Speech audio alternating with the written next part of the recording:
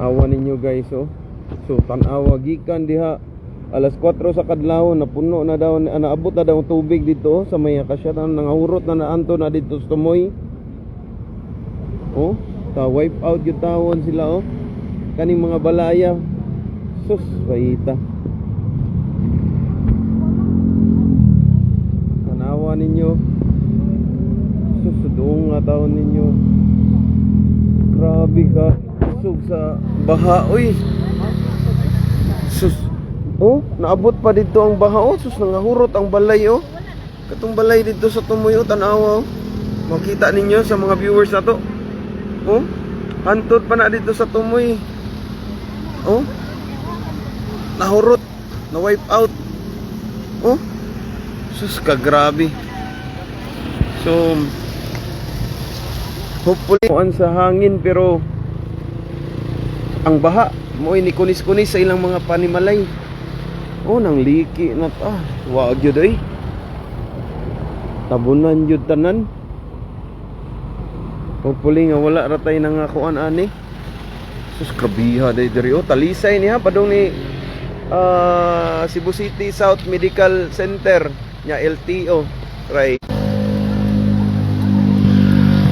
Grabe, eh. Alas 4 pa daw sa kadlawon ang tubig na daw diri dapita kanang nga diha. Kanang nay akasya da.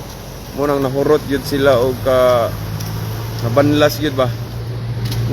Linog.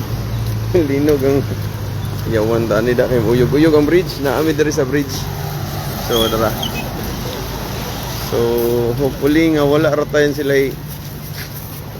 wala ray na nga unsa naka-evacuate ra unta kay nag pang recover pa ni nilang uban, no. Sus. Magino na nimo dito hanto na dito. Katong murag katumuhon bridge na dito katong sa tumoy. Boss Mick, okay lang sa amin, pero dito sa may Talisay, boss, sa awa ng Panginoon, okay lang yung tubig. Ayan, oh. Malalim yan yung sapa na yan.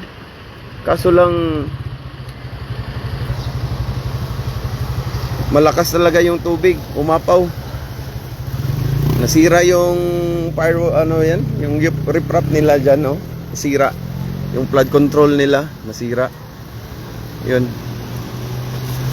Ganyan kalakas.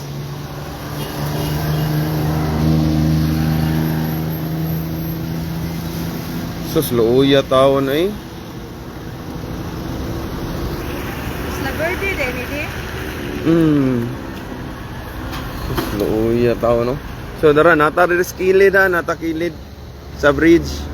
Kay ganina dito man ta sa kilid sa Mananga. Karon lahi na sa Talisay ka pa ni. Kaning tubig gikan pa ni dito sa bukid. Nya nagsigi paghapog